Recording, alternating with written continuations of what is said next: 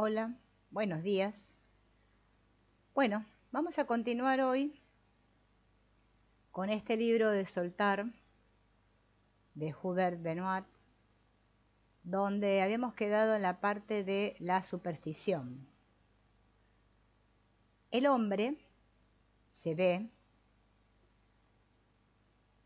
ante el mundo exterior, a veces favorable y a veces desfavorable, se le presenta a este mundo. Ciertas cosas le sonríen y estas cosas que le sonríen, él las incluye en su realidad. A las que le resultan desfavorables la resiste porque siente que lo amenazan y la sitúa del lado del enemigo. El hombre puede, mediante esfuerzos, inclinar el mundo exterior a que le sonría, pero solo hasta cierto punto. Más allá de este punto empieza el dominio de la buena suerte y la mala suerte. En este dominio, que escapa a sus esfuerzos, el hombre asigna fatalmente al mundo exterior intenciones hacia él. Ve la suerte como una intención amistosa del mundo exterior y la mala suerte como una intención hostil. Se interroga entonces sobre las causas de estas intenciones opuestas, de esto que le pasa, ¿no? Que él no quiere que le pase. Y al no comprender el carácter ilusorio de las mismas, las ve como enigmáticas. No logra hallar estas causas que busca bajo aspectos particulares del mundo exterior, que lo acaricia a veces y a veces lo golpea. Y esto lo conduce a sacar conclusiones contradictorias. Cuando dice, ante su suerte, el mundo me acaricia porque me ama. Y cuando tiene mala suerte, el mundo me golpea porque me detesta. Y esto conduce a un nuevo enigma. ¿Por qué a veces el mundo me ama y otras veces me detesta? Y así, detrás de las causas de su buena y mala suerte, busca lógicamente una causa única, una causa primera, que determinaría el mundo exterior en un sentido o en el otro. Esta causa, vista como una intención, es personalizada. Como el hombre se personalizó a sí mismo, concibe necesariamente la idea de una persona que determina la actitud de un mundo exterior hacia él. Una persona inevitablemente concibe una intención hacia sí misma como emanada de otra persona. Esta persona que el hombre supone detrás del enigma de su destino es concebida como capaz de desencadenar o contener la acción de la amenaza que se cierne sobre la yo realidad, suelta o retiene la espada de Damocles. El hombre siente pues que esta persona reside por encima de él y así nace la superstición, que viene de superstare, es decir, la creencia en alguien que domina al hombre y determina su destino. La idea de este alguien no resuelve el gran enigma, sino que plantea uno nuevo. ¿Quién es este alguien? Los hombres responden a esta pregunta de maneras muy diversas. Antes de enumerar las principales soluciones propuestas, vamos a ver qué tienen en común. Este alguien es conocido como sobrenatural por definición, ya que dispone a su antojo de los sucesos naturales, incluso aquellos que lo llaman la naturaleza. Conciben a esta naturaleza con N mayúscula como un principio que domina toda la manifestación natural, es decir, sobrenatural. Este alguien es, por otra parte, omnipotente. Finalmente, como hemos visto, es concebido como personal. Por ejemplo, un hombre nos dirá con sinceridad: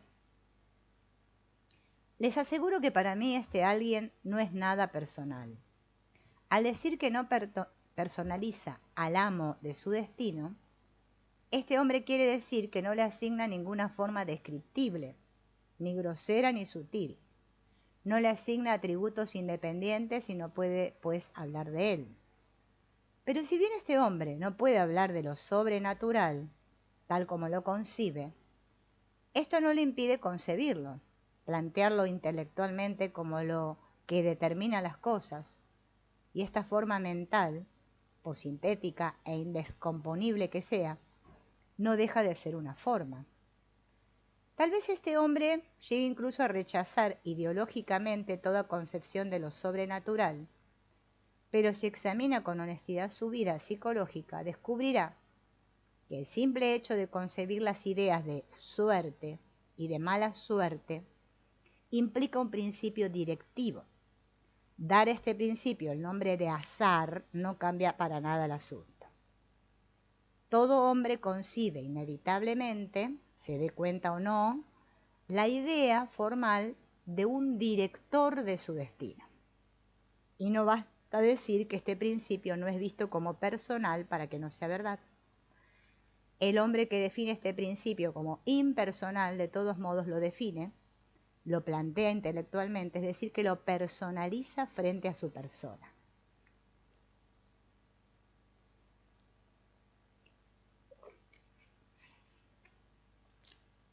Todas las respuestas dadas por los hombres a la pregunta ¿quién es este alguien?, tienen otro punto en común.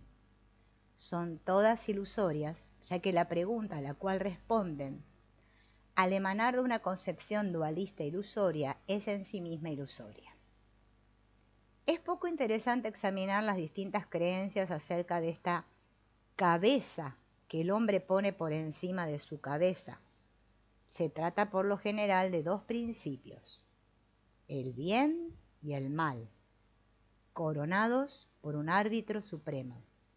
O bien, es un Dios justiciero que acaricia al hombre y lo golpea según sus méritos, o bien es un Dios esencialmente bueno que incluso cuando golpea, envía al hombre lo que es mejor para su futuro.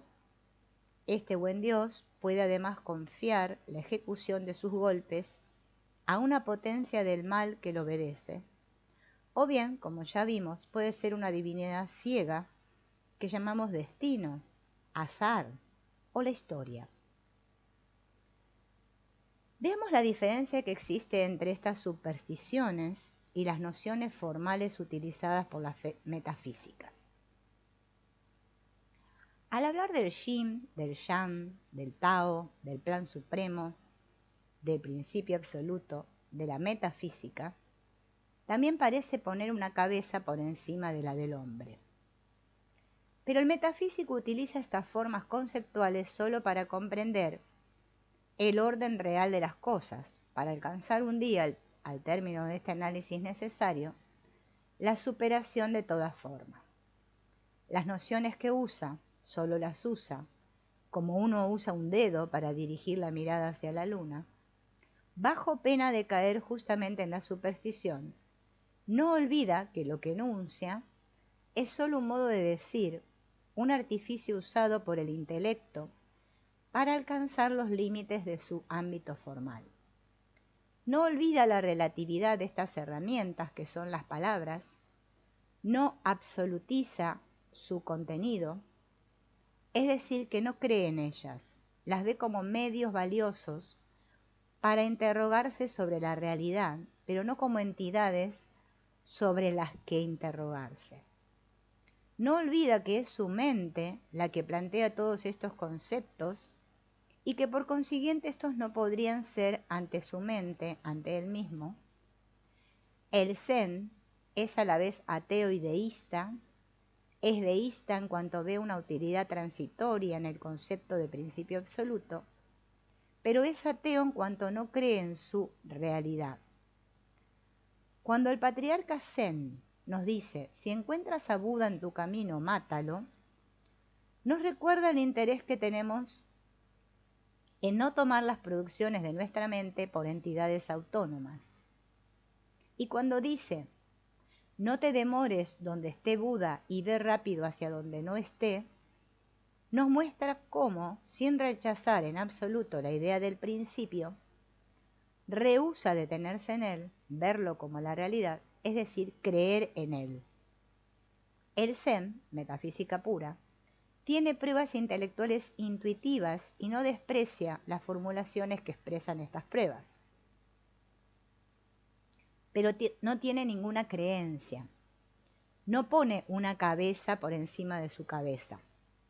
Es importante reconocer en el hombre la posibilidad de reflexionar sin caer en la superstición sobre su perspectiva ilusoria de un destino personal. Pero aquí también, incluso si soy un buen metafísico capaz de pensar fuera de toda creencia, vivo, mientras no haya tenido el satori, en función de creencias profundamente instaladas en mí. Y estas supersticiones subconscientes se traducen de varias maneras. Como yo creo en la existencia de alguien que determina con intención mi buena y mi mala suerte, creo necesariamente que existe una relación entre las intenciones de este alguien y mis acciones o percepciones. Es decir, que creo en mi posibilidad de influenciar o prever los azares de mi vida. Muchos hombres ven un sentido premonitorio en ciertos signos, por ejemplo, un viernes 13, toparse con un entierro, la araña por la mañana, etc. Puedo temer expresar mi confianza en el futuro, como si mi arrogancia me hiciera correr el riesgo de ofender al director del destino y moverlo a rebajar mi altivez.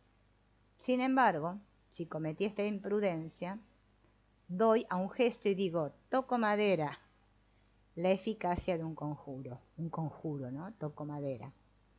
El azar se me puede presentar como una cuestión de equilibrio. Temo entonces disfrutar de mi suerte, como si por ello aumentara la cuota de desgracia que tendré que pagar luego. Se me puede presentar, al contrario, conformado por series. Temo entonces emprender lo que sea durante un periodo ya marcado por múltiples desgracias. Y digo, no hay dos sin tres. Una creencia extremadamente difundida es que el director del destino retribuye con justicia las acciones buenas y malas, y el hombre teme entonces las consecuencias de sus errores. Se supone culpable cuando el destino lo aflige. ¿Qué hice yo al buen Dios para que me suceda esta desgracia? Realiza buenas acciones, esfuerzos sobre sí, sacrificios, dádivas, para favorecer una iniciativa que emprende.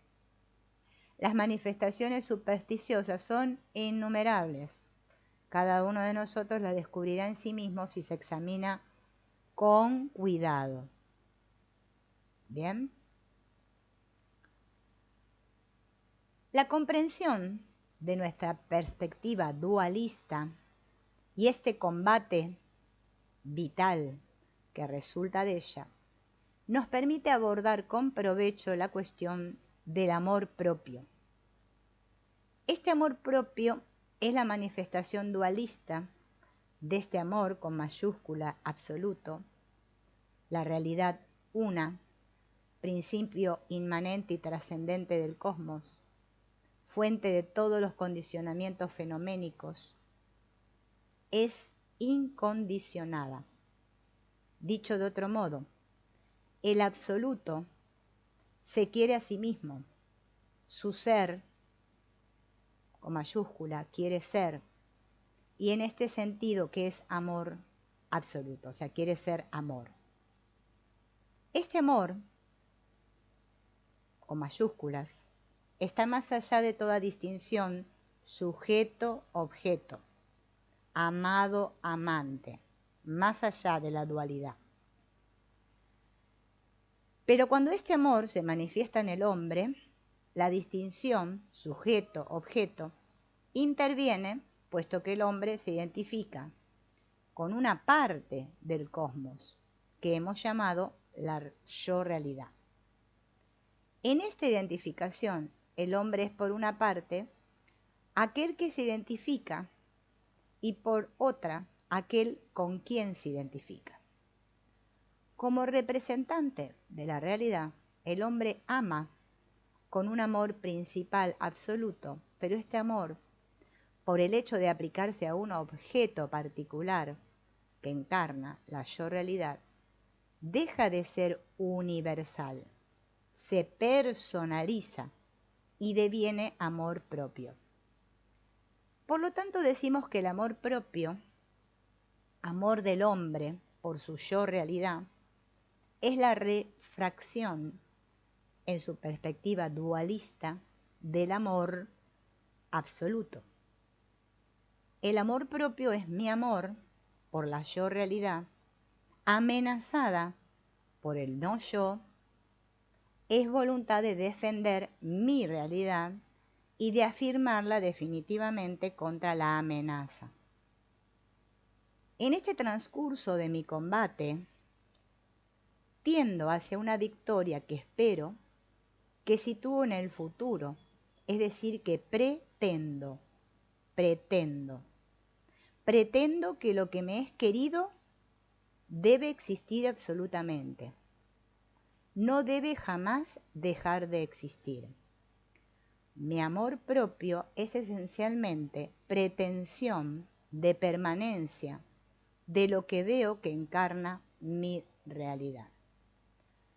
Es al mismo tiempo vanidad, porque es en vano que pretendo destruir una amenaza implicada necesariamente por una representación de mí mismo.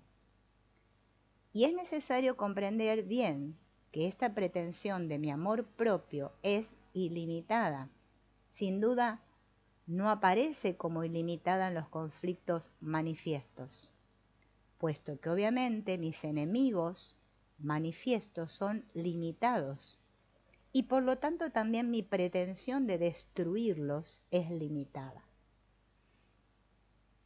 Pero en el conflicto latente que sostiene estos conflictos manifiestos, la amenaza que yo pretendo destruir es tan ilimitada como la realidad que se le opone.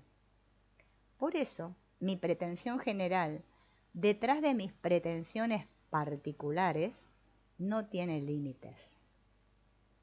Esto que acabamos de decir puede sorprender debido al sentido limitado que suele atribuirse al término amor propio. Y veamos por qué se limita así su sentido. Mi pretensión de la permanencia de mi yo realidad aparece de todos modos y de modos muy diferentes según si esta yo realidad está representada por mi organismo, por mi yo, o por dependencias más o menos lejanas de mi yo. Cuando mi pretensión afirmante concierne a mi organismo, o cosas o seres que poseo, decimos que soy pretencioso, que tengo amor propio. Pero no lo decimos si mi pretensión afirmante concierne a un objeto que no poseo, que no es un atributo de mi persona. No se habla de un amor propio cuando un hombre se consagra al servicio de otro ser, o de una causa ideal, o de una imagen sobrenatural. Es decir, cuando la yo realidad que este hombre ama y protege está encarnada a sus ojos en una dependencia alejada de su organismo. Que estas dos apariencias sean muy diferentes es indudable. Sin embargo, detrás de ellas reside el mismo mecanismo profundo, el mismo amor de la yo realidad, es decir, el mismo amor propio. El amor del místico por su Dios es amor propio, aun cuando este amor lo haga infligir a su organismo las peores humillaciones. La acción mediante la cual humillo a mi organismo es beneficio de un objeto que exalto y la acción mediante la cual glorifico a mi organismo, dos acciones en apariencia tan diferentes, son manifestaciones equivalentes de mi pretensión personal. Cuando comprendemos la naturaleza real de nuestro amor propio, nuestros amores dejan de parecernos odiables o admirables según meriten o no el vocablo usual de amor propio. El amor propio deja de ser un defecto, es la única manera de amar posible en nuestra condición actual. Como tal, es totalmente valioso, puesto que nuestra condición dualista es una fase evolutiva por la que tenemos que pasar. Funciona de manera ilusoria, pero contiene en virtud de su origen el germen del amor absoluto, que un día nos será posible. Amor no dualista, amor sin sujeto-objeto, amor no amenazado. La transformación metafísica no debe comprenderse como la destrucción del amor propio que sería reemplazado por la humildad, sino como la superación del amor propio que se realizaría en la humildad. La humildad suele considerarse como el olvido de nuestro organismo en favor de un objeto exterior, con el que identificamos nuestra yo realidad. De hecho, no hay ahí humildad, sino solo proyección de nuestro yo. La humildad no se realiza sino cuando en la desaparición de esta perspectiva ilusoria podemos por fin aceptar la impermanencia de todo lo que existe. Bien.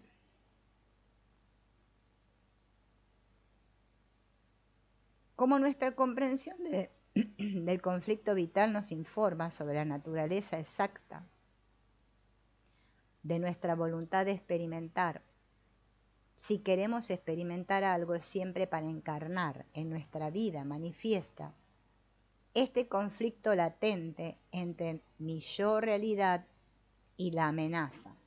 Yo quiero vencer al no yo de una manera visible y necesito encontrar a mi enemigo en un objeto exterior que lo represente.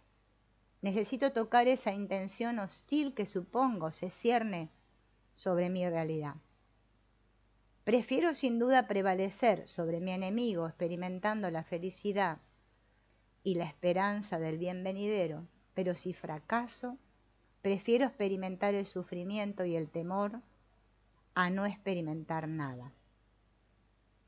Hemos visto que la única eventualidad absolutamente insoportable es la de un no yo independiente del yo, que existe por sí mismo y se mofa por ello de la realidad una.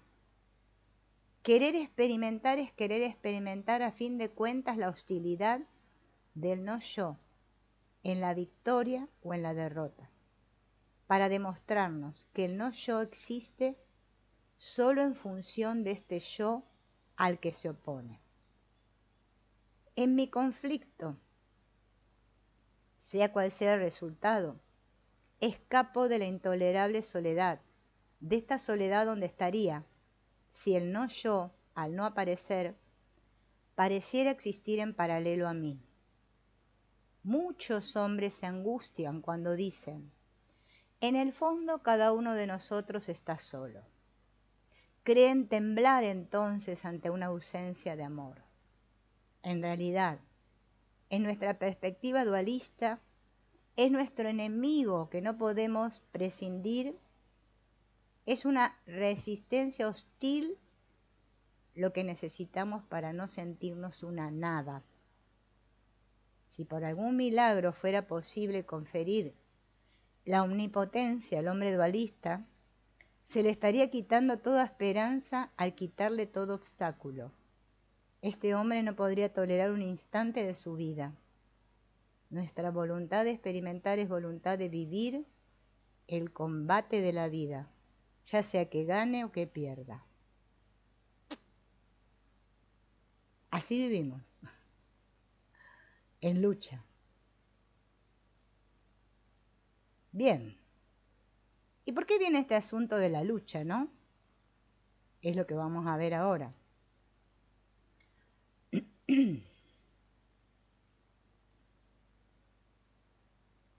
¿Por qué es tan difícil soltar? ¿Qué corno es lo que tenemos que soltar? Bueno, si comprendemos lo que dice este autor, nos vamos a enterar. Bien.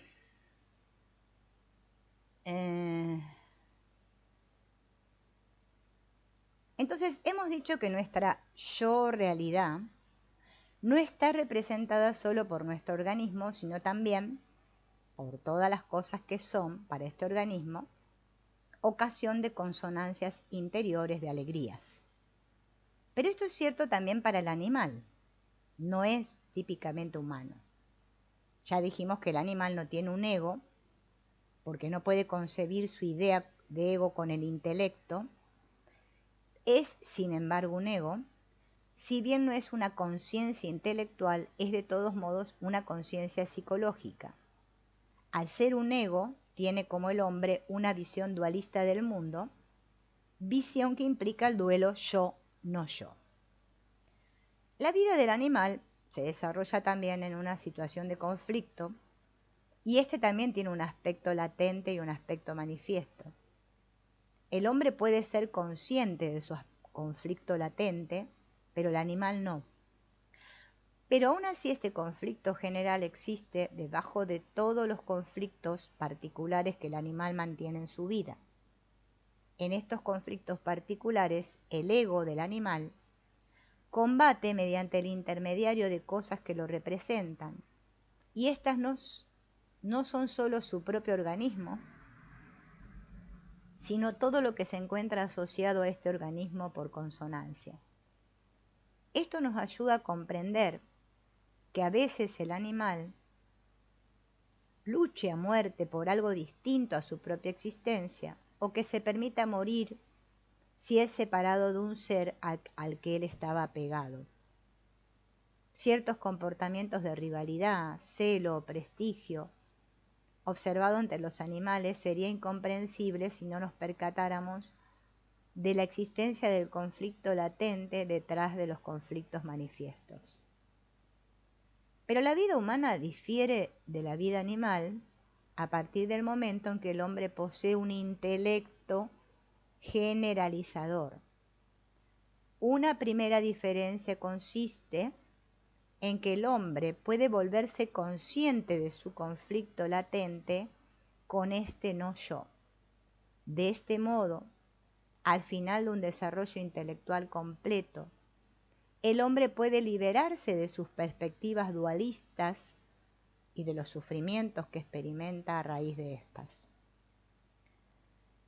Pero esta diferencia, aunque de importancia capital, por el momento no nos interesa, dado que estamos estudiando al hombre en su condición habitual. La posibilidad del Satori es el privilegio del ser humano, pero mientras no se haya realizado, no será esta posibilidad la que nos permita comprender la diferencia esencial entre la vida humana y la animal. Hay otra diferencia que hace del ser humano una criatura especial, y es esta la que vamos a abordar ahora. Gracias al intelecto, el hombre obtiene acceso al plano general universal. No pierde por ello las percepciones individuales que comparte con los animales, pero desborda el mundo de las imágenes individuales y evoluciona al mismo tiempo en el mundo de las imágenes universales. Además de sus resonancias orgánicas de consonancia y disonancia, responden no solo a todo lo que hace al organismo animal resonar, sino también a aspectos nuevos y más sutiles de la manifestación. En cuanto me parezco al animal, mi organismo resuena con todo lo que veo como favorable o desfavorable. Mis consonancias, mis alegrías, corresponden a lo que es favorable. Como yang individual, deseo mi vida, por consiguiente, veo todo lo que favorece mi vida como que debe ser, como parte del orden natural de las cosas.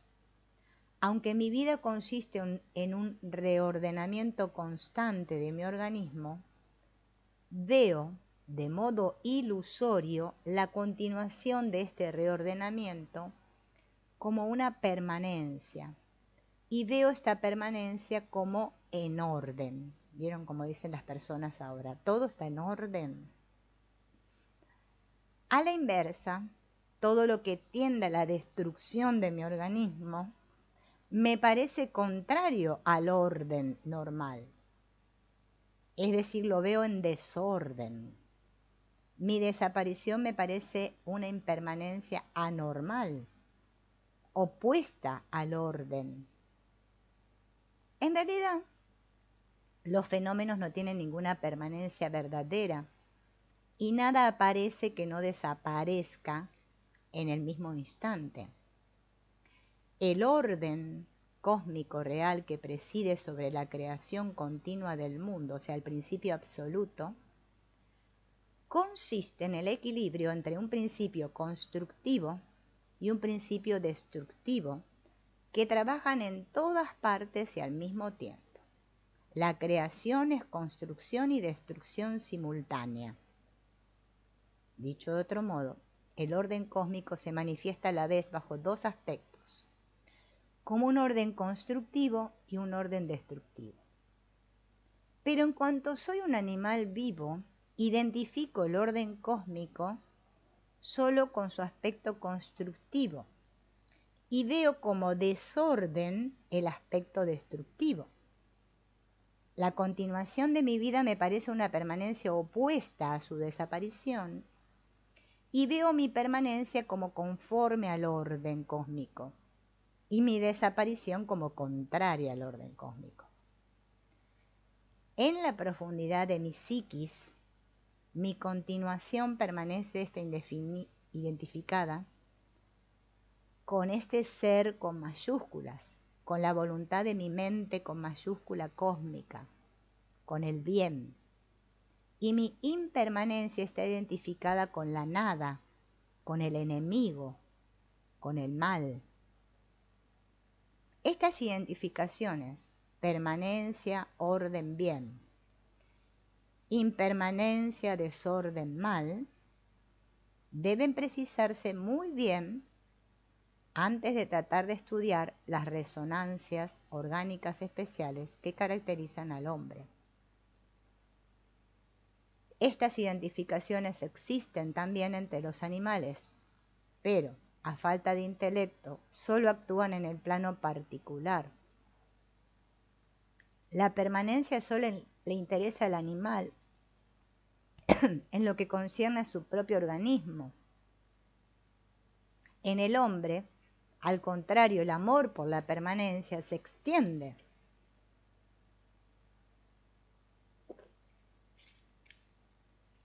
Más allá de su organismo, hacia la esfera de lo universal. El origen de este amor reside totalmente en la vida animal del hombre, en estas experiencias de su temprana infancia animal, pero el desarrollo del árbol se extiende posteriormente muy lejos de sus raíces. Desde un inicio, identifiqué con el orden, con el bien, solo la permanencia de mi organismo. Pero en la medida en que desarrolla mi intelecto, esta identificación se extiende a la permanencia en general y me vuelvo así más receptivo a todo lo que en el mundo manifiesta mediante la permanencia mi concepción del orden cósmico. Me vuelvo sensible al ideal, a esta tríada, belleza, bondad, verdad. Antes de describir las resonancias ideales que son particulares al hombre, recordaremos su naturaleza ilusoria. La ilusión no reside en la distinción que haremos entre lo bello y lo feo, el bien y el mal, lo verdadero y lo falso, sino en la oposición de los conceptos así discriminados. La ilusión reside en las identificaciones que plantean que lo bello, bueno y verdadero es conforme al orden cósmico y lo feo, malo y falso es contrario al orden cósmico. De hecho, el orden cósmico en realidad no es lo bello, bueno y verdadero, sino el equilibrio entre lo bello, bueno, verdadero y lo feo, malo y falso. Lo bello, lo bueno y lo verdadero son tres aspectos de la manifestación, es decir, de las formas, que corresponden a diferentes modos de percepción. Lo bello corresponde a la percepción sensorial, lo bueno a la percepción emocional y lo verdadero a la percepción intelectual. Todas estas formas están conectadas por la misma noción de orden, mientras que sus opuestas están conectadas por la idea de desorden. Todos mis valores ideales están encarnados en cosas que me permiten ver el orden del mundo tal como yo lo concibo. Para comprender bien la delicada cuestión de nuestras resonancias ideales, debemos recordar que prolongan, a escala universal, las resonancias animales que experimentamos a escala individual. Las prolongan. Están construidas sobre el mismo modelo. Volvemos entonces otra vez a nuestras resonancias animales y describamos las asociaciones identificatorias que caracterizan su estructura. Una vez establecido este campo de base, seguiremos nuestro ascenso con facilidad.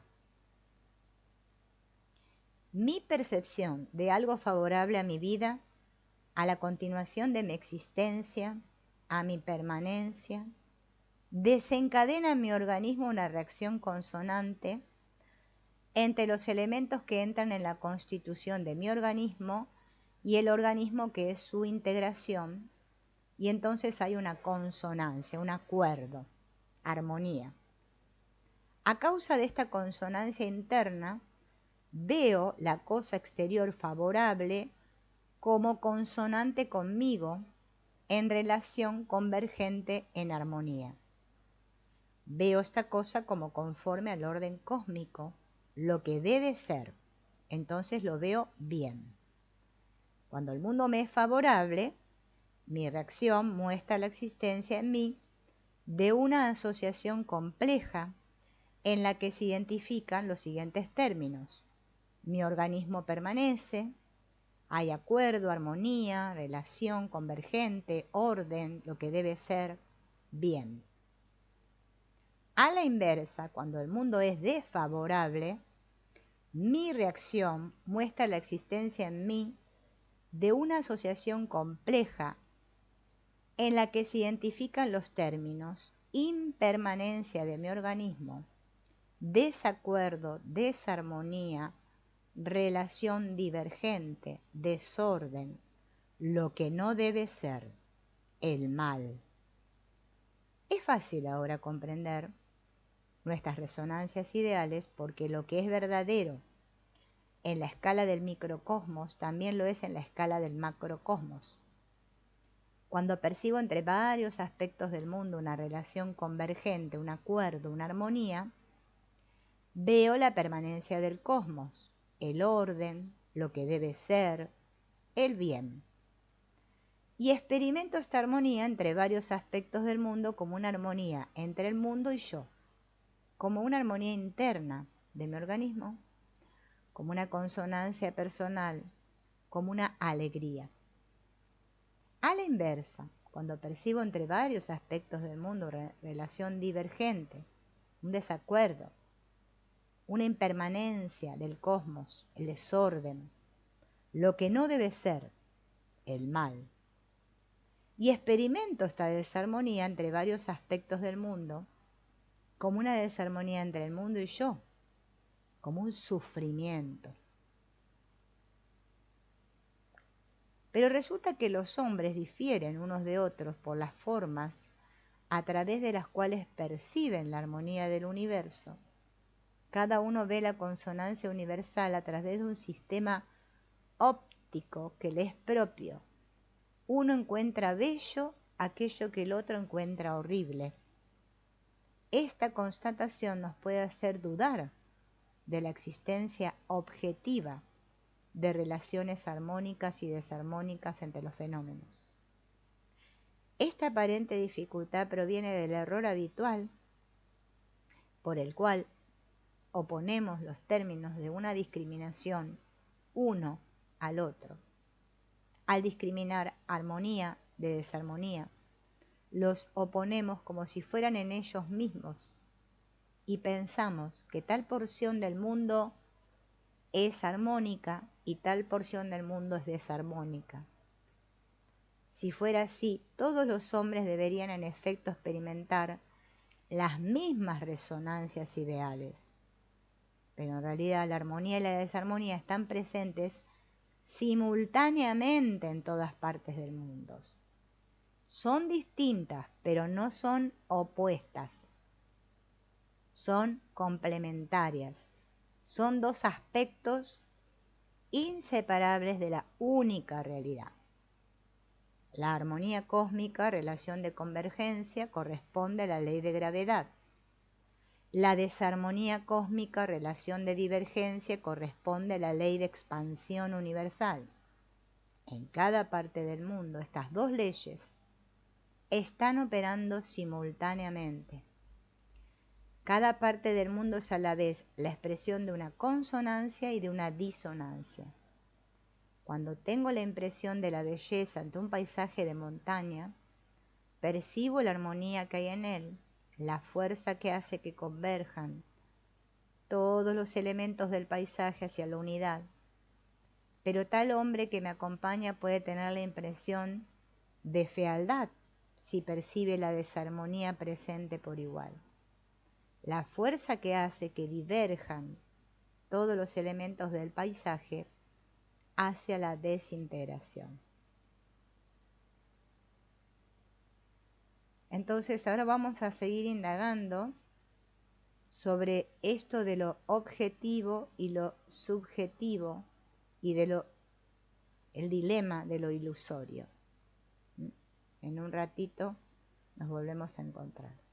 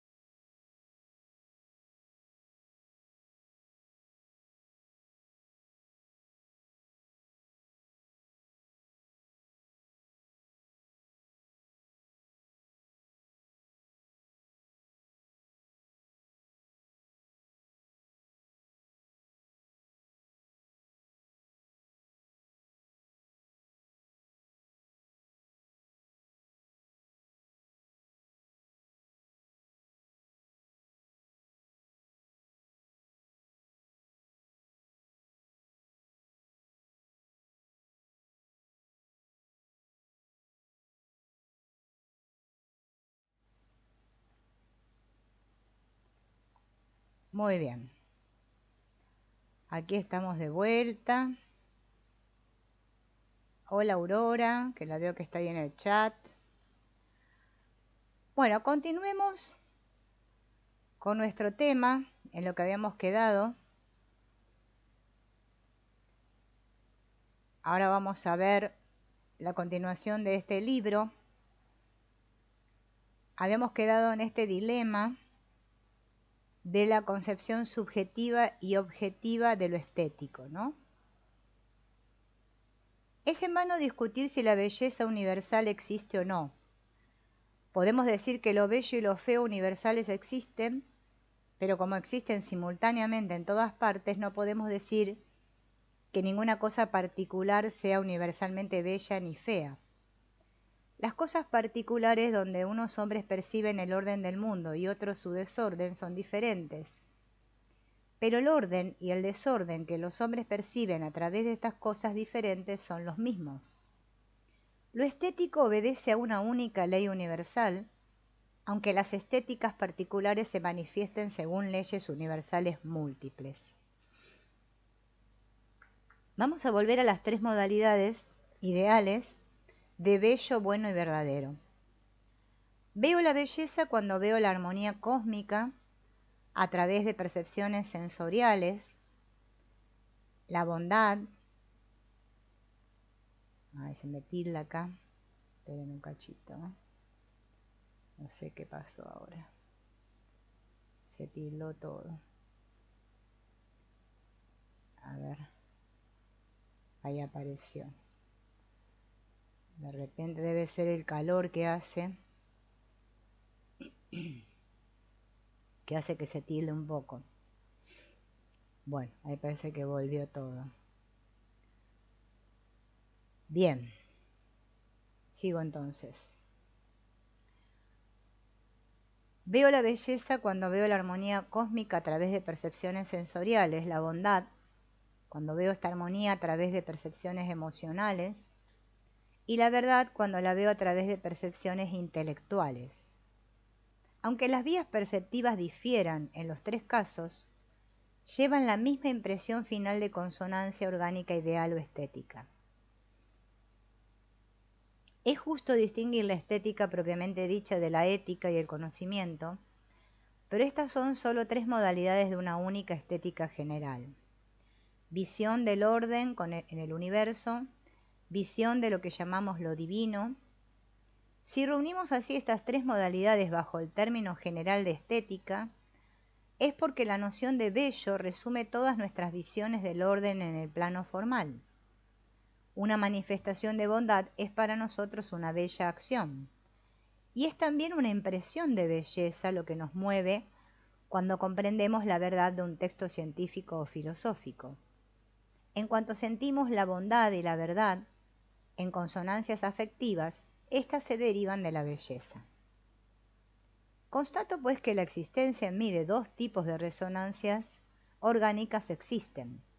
Mi organismo resuena con lo que condiciona su orden propio, consonancia alegre ante lo que favorece mi vida y disonancia dolorosa ante lo que oscurece mi vida. Estas son resonancias animales. Mi organismo resuena, por otra parte, con lo que manifiesta el orden cósmico en general.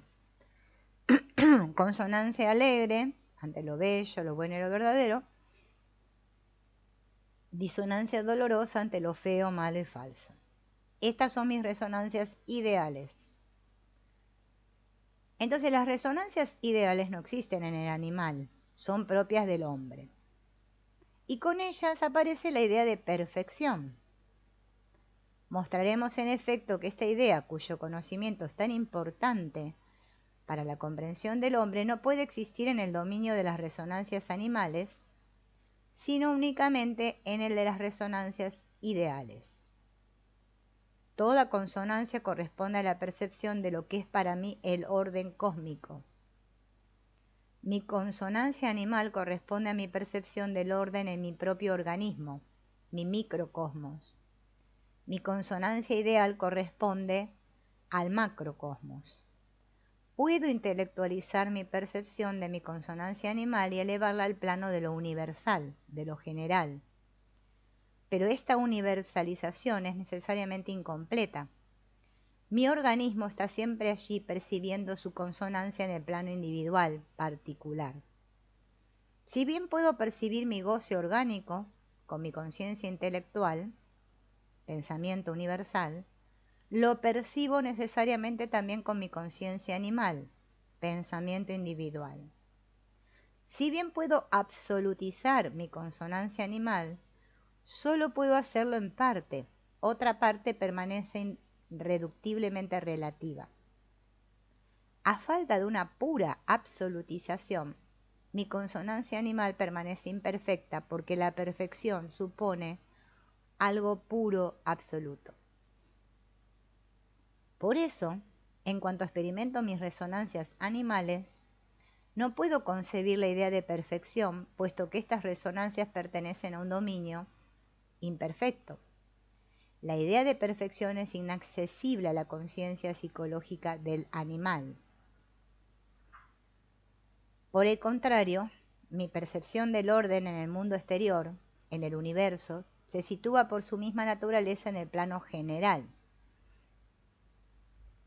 Mi consonancia ideal es allí puramente absolutizada y su percepción reside en el plano donde la idea de perfección existe, puesto que ahí es posible.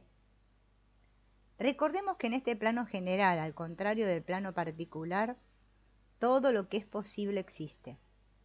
Ninguna de mis consonancias ideales es perfecta, pero el dominio de estas consonancias contiene la idea de perfección como un centro alrededor del cual éstas se ordenan.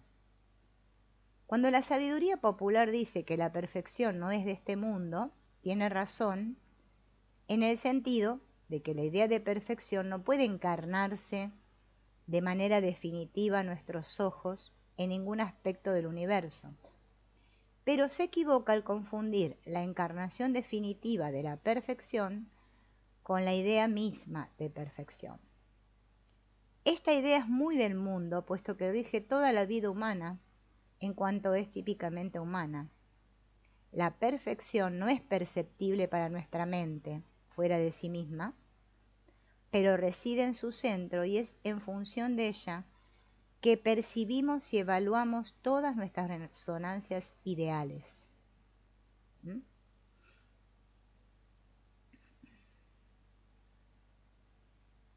Gracias a la idea de perfección, el hombre puede satisfacer la necesidad que tiene de juzgar.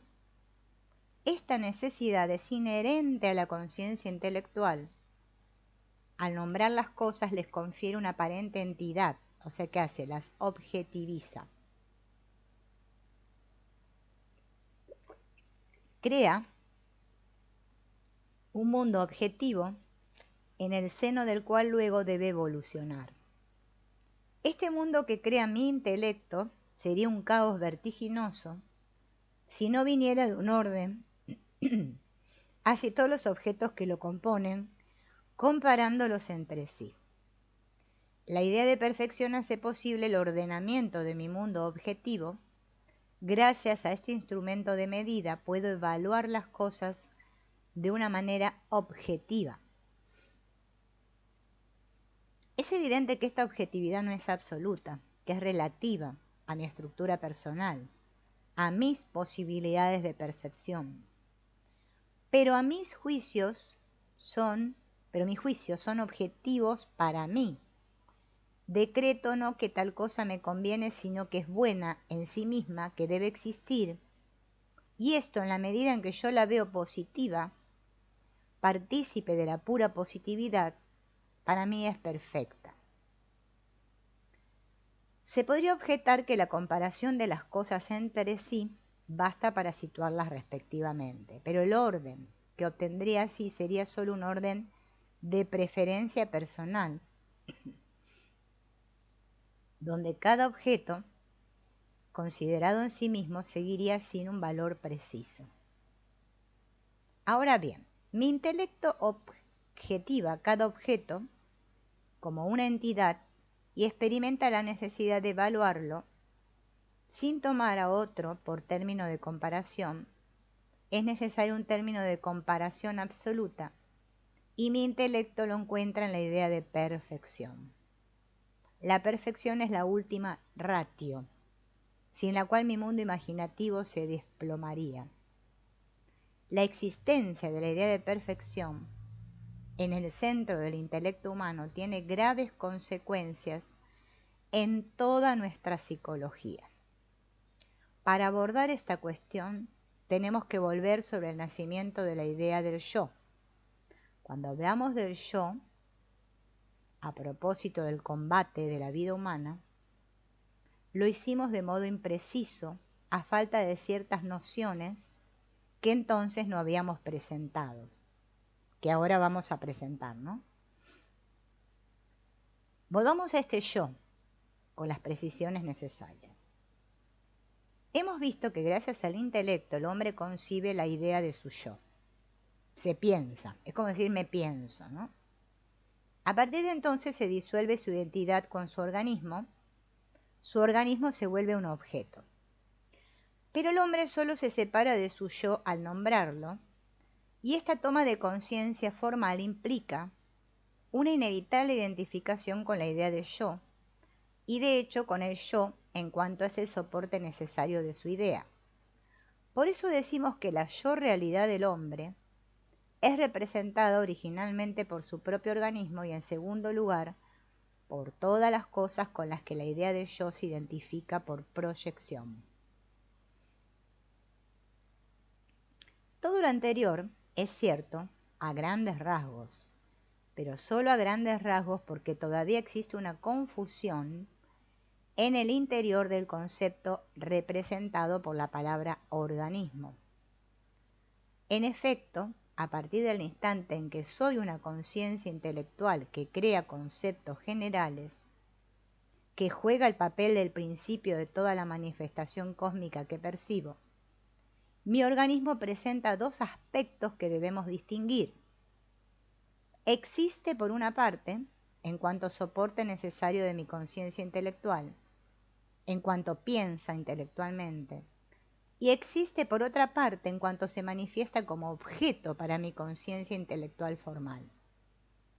En cuanto mi organismo da soporte a mi conciencia intelectual formal, es esta conciencia, es decir, que es el principio de todo lo que existe para mí, en cuanto es un objeto percibido por mi conciencia intelectual, es una simple porción, entre otras, de la manifestación universal. Para simplificar, llamaremos a estos dos aspectos de mi organismo principio y organismo manifiesto. Mi organismo principio de mi conciencia intelectual formal es una unidad sin forma precisa. Mi organismo manifiesto es, al contrario, la multitud de formas groseras, soma, y sutiles, psique, mundo imaginativo, por las cuales me manifiesto.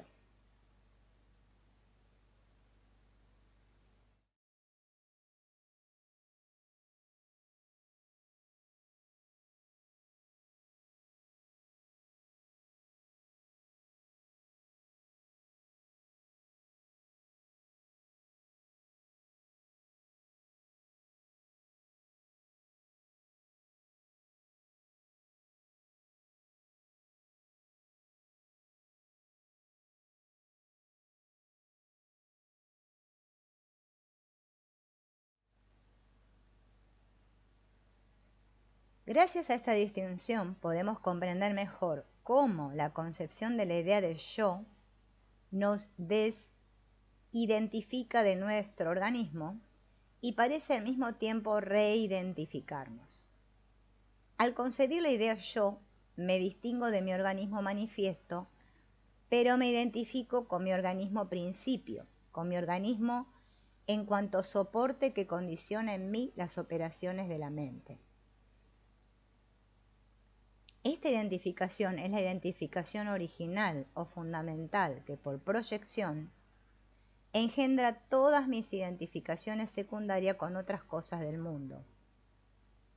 Entre otras cosas más, mi organismo manifiesto encontrará su lugar, del mismo modo que cualquier otro aspecto de la manifestación.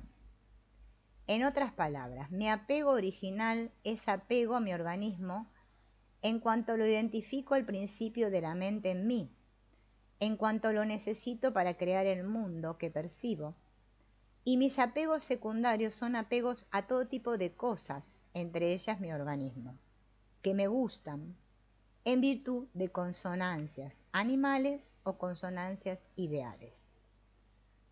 Mi amor original por el principio de mi conciencia engendra todos mis amores o mis odios por cosas, entre las cuales se encuentra mi organismo manifiesto. Así se comprende que el hombre pueda, por amor a su organismo principio, matar su propio organismo manifiesto si éste resulta demasiado desagradable.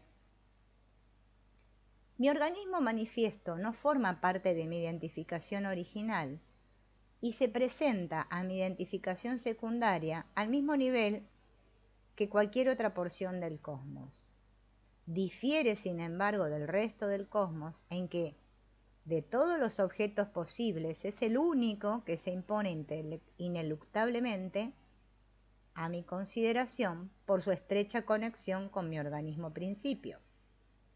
Como es en un sentido el templo de mi mente, no puedo desatenderlo, o sea, alejarme de él. Lo quiera o no, es parte constante del mundo que crea mi intelecto y que debo ordenar mediante juicios. Por lo tanto, todo hombre está constantemente ocupado, de manera explícita o implícita, por la cuestión del valor de su yo manifiesto, es decir, por su proceso interior. Me evalúo por comparación. Siempre que yo me evalúo, estoy comparando, sea con otros o con la idea de perfección.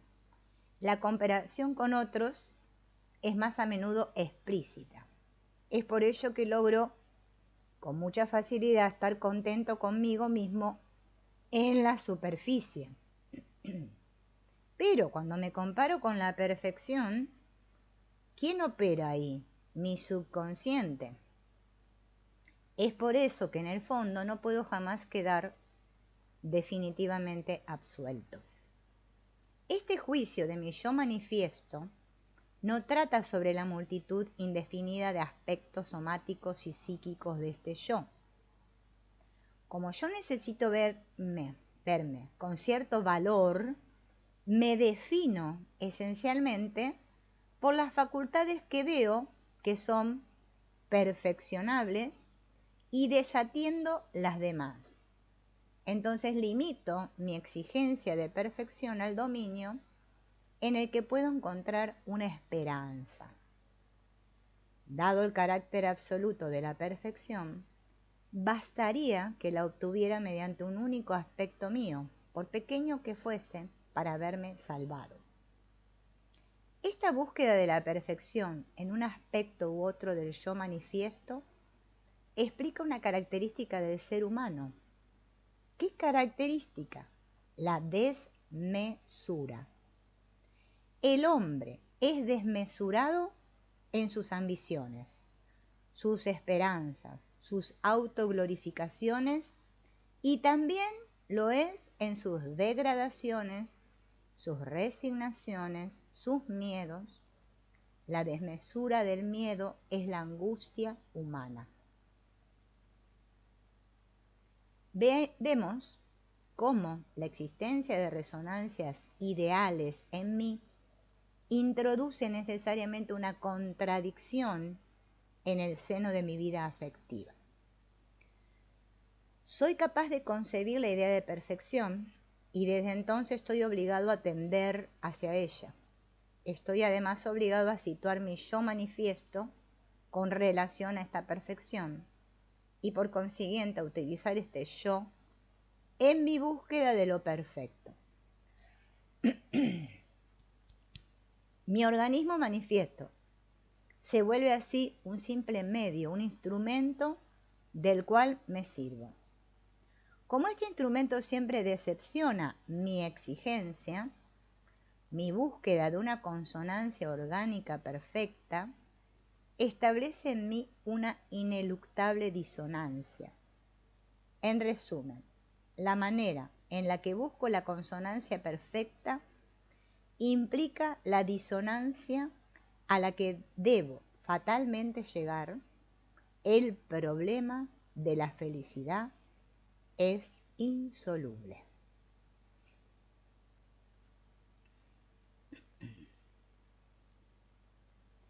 Este paso del mundo animal al humano se caracteriza por la aparición del lenguaje, y también vimos en las resonancias orgánicas ideales otra prerrogativa del ser humano. Es importante comprender ahora cómo la diferencia que existe entre el hombre y el animal es a la vez única y múltiple. Única en su principio y múltiple en sus manifestaciones. Primero hablemos de cómo es única en su principio. A medida que el niño crece, aparecen y se desarrollan en él el lenguaje y las resonancias ideales. Pero como estas funciones aparecen en el niño y no en el animal, es evidente que supone en el ser humano, detrás de sus funciones, algo especial. Ese algo especial es la posibilidad de acceder al plano universal, es el conocimiento de este plano. La diferencia entre un animal vivo y el mundo inanimado consistía en la posibilidad de acceder al plano individual, en el conocimiento que el animal tenía de sí mismo y de su relación con las cosas que lo rodean, es decir, de esta conciencia animal o individual. La diferencia entre el hombre y el animal consiste en la posibilidad de acceder al plano universal, en el conocimiento que el hombre puede tener de las relaciones que existen entre las 10.000 cosas. Sin perder la conciencia individual que comparte con el animal, el hombre posee además la conciencia universal. Esta conciencia, que constituye la única diferencia esencial entre el hombre y el animal, es el principio de esta diferencia, y no tenemos que confundirla con sus manifestaciones. Cuando la conciencia individual aparece con la vida vegetal y animal, distingue radicalmente a todo organismo vivo del mundo inanimado, aparece de manera abrupta como principio de la vida. Hay un hiato, un salto entre las cosas inanimadas y las más simples criaturas vivientes. Todas las gradaciones que aparecen luego en el seno del mundo vivo no son sino gradaciones del principio vital, pero sólo de sus manifestaciones. Como seres vivos, el gusano y el perro difieren por igual del mundo inanimado. Si la vida parece tan diferente en ellos, no es en cuanto es la vida, sino en cuanto se manifiesta. Hay también un salto brusco entre el animal y el hombre, con la aparición de la conciencia universal. En cuanto a seres humanos, el idiota congénito y el hombre de genio difieren por igual del mundo animal. Si la naturaleza humana parece tan diferente en ellos, no es en cuanto es la naturaleza humana, sino en cuanto se manifiesta. Un hombre dado no es más o menos un ser humano, solo manifiesta más o menos las prerrogativas humanas. Al igual que existe dentro del mundo vegetal animal una inmensa gradación de la conciencia individual en cuanto se manifiesta, existe una inmensa gradación de la conciencia universal en cuanto se manifiesta dentro del mundo humano. Ahora estudiaremos las funciones características del ser humano, manifestaciones diversas y de diverso desarrollo de la conciencia universal, que es el principio único de la esencia humana. La conciencia universal se manifiesta mediante el conocimiento de lo universal, mediante la percepción de formas universales, mientras que la individual o animal se manifiesta mediante el conocimiento de lo individual, mediante la percepción de formas individuales. ¿Cómo podemos comprender la diferencia entre formas individuales y universales. Las individuales son múltiples, son las formas de cada una de las 10.000 cosas. Las universales, en cambio, son solo dos, son las relaciones de convergencia y de divergencia de las que hablamos a propósito de nuestras resonancias ideales. Son la armonía y la desarmonía manifestadas en el seno de las formas individuales. Esto es muy delicado y tenemos que desarrollarlo de a poco. Toda forma es un conjunto de relaciones. Una forma individual es un conjunto de relaciones individuales. Distingo una recta de una curva al percibir las relaciones que existen entre los puntos que hay en ellas. Diferencio la forma de un perro de la de un gato al percibir las relaciones que unen los elementos que hay en ellos. Estas relaciones individuales se encuentran a escala particular. A escala universal